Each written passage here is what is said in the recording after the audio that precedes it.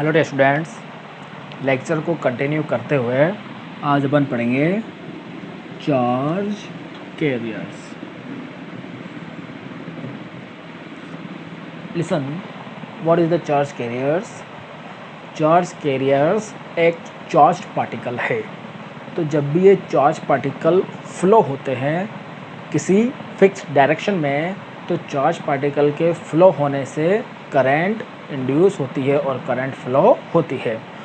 तो जिन charge particle के move होने से करंट फ्लो हो रही है उसको बोलते हैं अपन चार्ज पार्टिकल। डिफरेंट टाइप्स के मटेरियल में चार्ज कैरियर्स डिफरेंट होते हैं। जैसे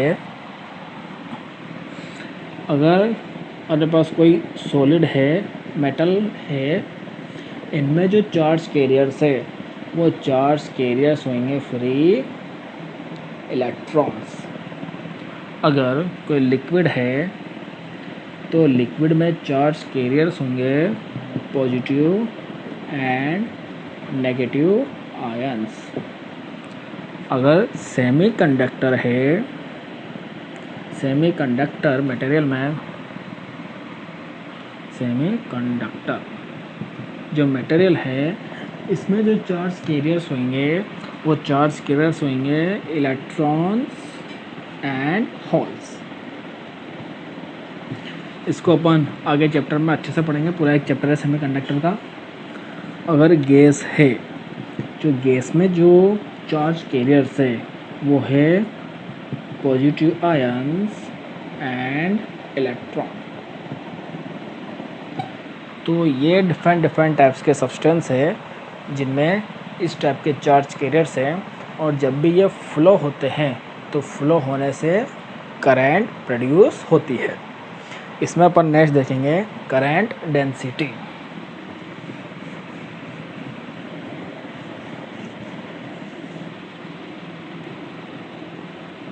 करंट डेंसिटी।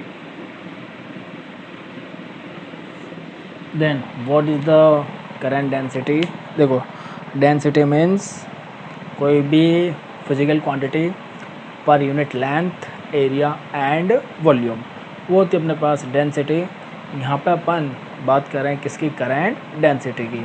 तो कोई भी अपने पास एक कंडक्टर है, उस कंडक्टर से जो करंट फ्लो हो रही है, तो कंडक्टर के per unit cross sectional area से जो करंट फ्लो होगी, तो per unit cross sectional area से जो करंट फ्लो हो रही है उसको बोलते हैं अपन करंट डेंसिटी। सपोज करो ये कंडक्टर है, यहाँ से अपने पास करंट फ्लो हो रही है आई, इसका एरिया है ए। तो per unit cross sectional area से जो करंट फ्लो होगी इसको बोलते हैं अपन करंट डेंसिटी, और करंट डेंसिटी को अपन डिनोट करते हैं जैसे। जो ये करंट डेंसिटी है, ये करंट डेंसिटी एक वेक्टर क्वांटिटी है। Electric current scalar physical quantity है, current density vector physical quantity है, एंड करंट डेंसिटी की डायरेक्शन इलेक्ट्रिक करंट की डायरेक्शन में ही होती है। करंट डेंसिटी है, उसकी यूनिट क्या होगी? करंट की यूनिट एम्पियर एंड एरिया की यूनिट मीटर स्क्वायर। तो करंट डेंसिटी की यूनिट होगी एम्पियर पर मीटर स्क्वायर। और करंट डेंसिटी की डायमेंशन की बात करें तो डायमेंशन क्या हो जाएगी इसकी? करंट की ए एंड एरिया की L2। तो ये हो गया इसकी डायमेंशन करंट डेंसिटी की M0 L-2 T0 A। ये जो अपन ने करंट डेंसिटी कैलकुलेट करी, ये करंट डेंसिटी तो क्या है? ये तो अब जब जो करंट जो कंडक्टर है उसके नॉर्मली पास हो रही है, बट अगर एरिया की डायरेक्शन और करंट डेंसिटी की डायरेक्शन डिफरेंट है तो देखना कैसे होगा। सपोज करो जो कंडक्टर है वो कंडक्टर में क्या होगा? ये है, ये एरिया है, इस एरिया की जो डायरेक्शन है वो इधर आएगी और इनके बीच में जो एंगल है वो है थीटा। अब इस एरिया को अपन करंट के डायरेक्शन में लें तो क्या हो जाएगा, ए कॉस थीटा। तो इस टाइप से जो करंट डेंसिटी होगी वो करंट डेंसिटी क्या होगी, करंट पर यूनिट एरिया। तो एरिया क्या हो गया, ए कॉस थीटा। तो यहाँ से ये आई क्या हो जाएगा, जे ए कॉस थीटा। अब देखो ये अपने पास एक वेक्टर है, ये भी वेक्टर है, और एक कॉस थीटा, ये करंट डेंसिटी और एरिया, इसके बीच में क्या है, एंगल। तो अपन जानते हैं जब भी टू फिजिकल क्वांटिटी मल्टीप्लाई है और कॉस है तो अपने पास क्या होता है, एक स्केलर प्रोडक्ट। तो यहाँ से आई क्या हो जाएगा, जे डॉट ए। तो जे डॉट ए क्या हो गया, आई। तो ये हो गया करंट डेंसिटी और एरिया का जो स्केलर प्रोडक्ट है वो क्या है, करंट।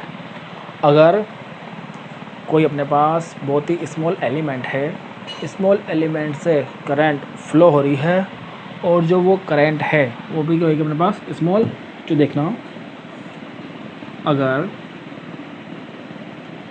स्मॉल ए एरिया एलिमेंट से जो डेल्टा ए ये एरिया हो गया, इससे डेल्टा आई करंट फ्लो हो रही है, तो अपने पास क्या होगा, ये delta A delta I upon delta equal to ये हो गया अपने पास करंट डेंसिटी। और अगर डेल्टा ए टेंडिंग टू 0 है तो जे क्या हो गया, D I upon D A. और यहाँ से ये हो जाएगा D I equal to J D A और I equal to integration J D A. It means current density का एरिया के रेस्पेक्ट में जो इंटीग्रेशन है वो होती है अपने पास करंट। और अगर ये एरिया और करंट डेंसिटी में कुछ एंगल है तो यहाँ पे क्या हो जाएगा, डेल्टा ए कॉस थीटा, तो अपने पास कॉस थीटा, ये कॉस थीटा, तो ये जे डॉट डी ए। तो ये हो गया अपने पास करंट डेंसिटी। अब देखो पर यूनिट एरिया में जो करंट है वो होती है करंट डेंसिटी। अपन जानते हैं जो सीरीज कनेक्शन है, सीरीज कनेक्शन में करंट की वैल्यू सेम होती है। अगर अपन डिफरेंट एरिया के वायर को कनेक्ट करें, ये स्मॉल एरिया, ये लार्ज एरिया, ये और लार्ज एरिया, इसका एरिया A1, इसका एरिया A2, इसका एरिया A3, और यहाँ से कोई करंट फ्लो हो रही है वो है I। अब सीरीज में करंट तो सेम ही होगी, तो यहाँ पे क्या होगा, जो करंट डेंसिटी है वो क्या होगी, डिफरेंट। एरिया डिफरेंट होने से करंट डेंसिटी डिफरेंट होगी, एंड जो करंट है वो सेम है, बिकॉज जे इक्वल टू क्या है, आई अपॉन ए। अब ए इंक्रीज होता जाएगा तो डेंसिटी क्या हो जाएगी, डिक्रीज। तो यहाँ पे ये डेंसिटी सबसे हाई है, उसके बाद ये, और J3 क्या है, सबसे लो।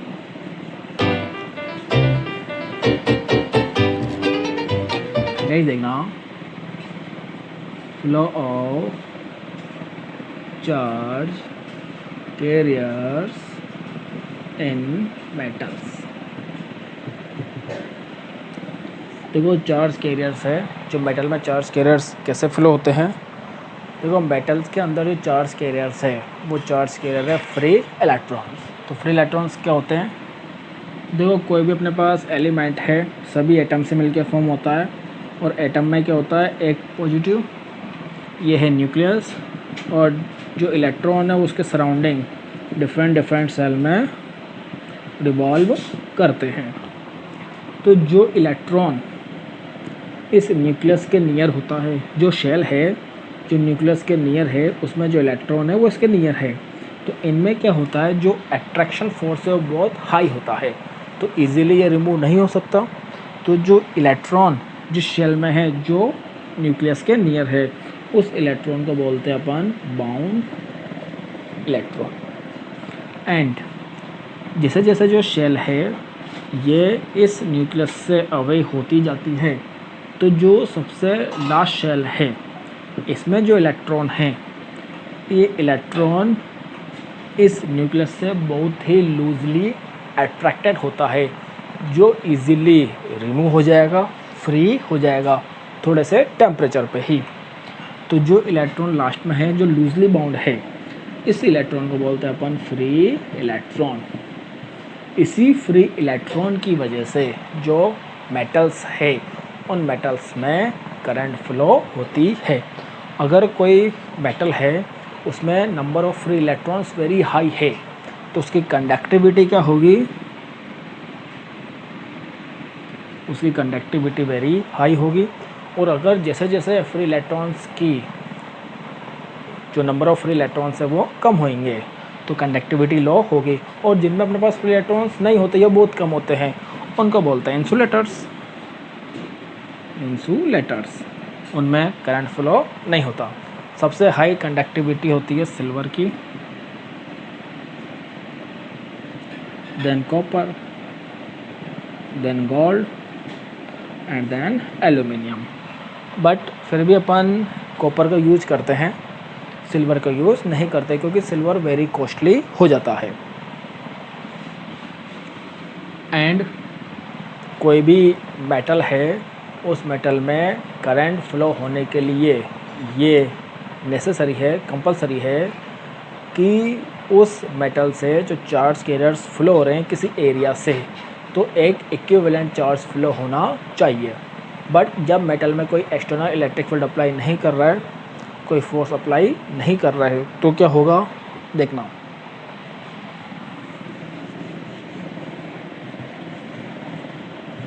उस कंडीशन में ये होगा, मान लो ये है तो किसी एरिया से जो क्योंकि मेटल के अंदर फ्री इलेक्ट्रॉन्स बहुत सारे हैं तो किसी एरिया से जो इलेक्ट्रॉन्स पास होंगे तो नियरली इक्वल उतने ही इलेक्ट्रॉन क्या होंगे, अपोजिट डायरेक्शन से भी आएंगे। फ्री इलेक्ट्रॉन से रैंडमली मूव कर रहे हैं, left to right, right to left, top to bottom, bottom to top सभी। सपोज करो यहाँ से अपने पास electron left to right move हुए और इतने इलेक्ट्रॉन अपने पास क्या हुए, राइट टू लेफ़्ट मूव हुए। तो जो करंट फ्लो इससे वो इस डायरेक्शन में अपोजिट और इसमें जो करंट फ्लो हुआ अपोजिट, तो सेम ही टाइम पे सेम ही प्लेस से इक्वल अमाउंट की करंट अपोजिट डायरेक्शन में फ्लो हो रही है तो एक दूसरे के इफेक्ट को कैंसिल कर देते हैं। तो जब अपन कोई वोल्टेज इलेक्ट्रिक फील्ड अप्लाई नहीं करते हैं उस कंडीशन में कोई भी नेट करंट फ्लो नहीं होती।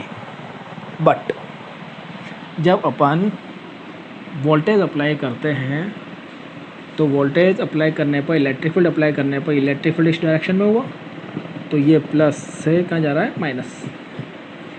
तो यहाँ पर जो ये इलेक्ट्रॉन्स है, ये इलेक्ट्रॉन्स क्या होंगे, तो ये अप्लाइड इलेक्ट्रिक फील्ड है, इसके अपोजिट डायरेक्शन में मूव होंगे क्योंकि electric field positive to negative.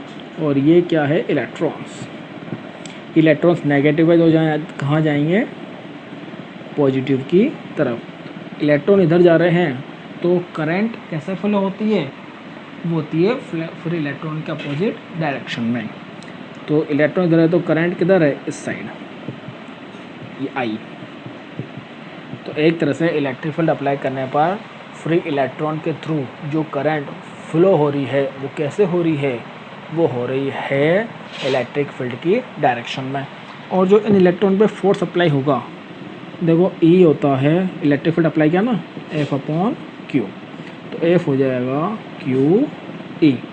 और यही क्या है अपने पास, Q माइनस E, तो माइनस E। तो एक तरह से जो इलेक्ट्रॉन पे फोर्स लगेगा वो क्या लगेगा, इलेक्ट्रिक फील्ड की डायरेक्शन के अपोजिट डायरेक्शन में। और इलेक्ट्रिक फील्ड अप्लाई करने पर सभी इलेक्ट्रॉन्स अरेंज हो जाते हैं एक ही लाइन में। एक ही लाइन में अरेंज होने के बाद वो मूव करते हैं फोर्स की डायरेक्शन में। नहीं देखना, जब अपन इलेक्ट्रिक फील्ड अप्लाई नहीं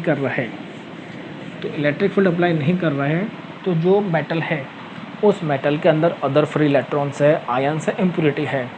तो कोई भी इलेक्ट्रॉन, फ्री इलेक्ट्रॉन जब मूव करेगा तो वो क्या करेगा, an free electron ion impurity से कोलाइड करेगा।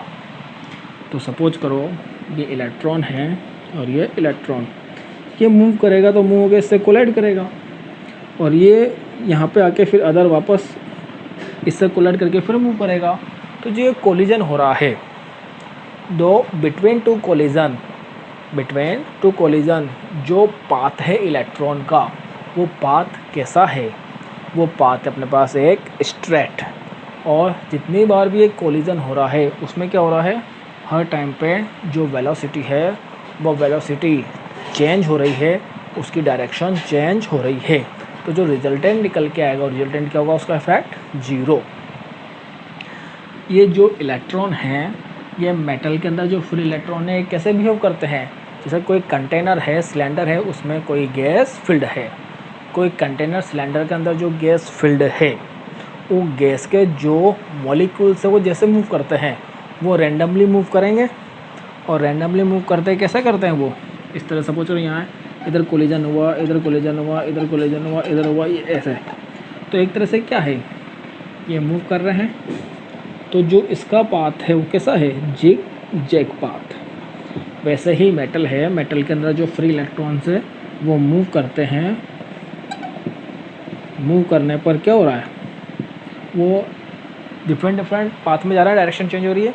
तो उसका जो पाथ होगा वो क्या होगा, जिग जैग पाथ। और 2 सक्सेसिव कोलिजन के बीच में जो एवरेज टाइम इंटरवल है, जैसे यहाँ पर पहले ये अपने पास यहाँ कोलाइड हुआ, फिर यहाँ कोलाइड हुआ, और ये स्ट्रेट पाथ में जा रहा है।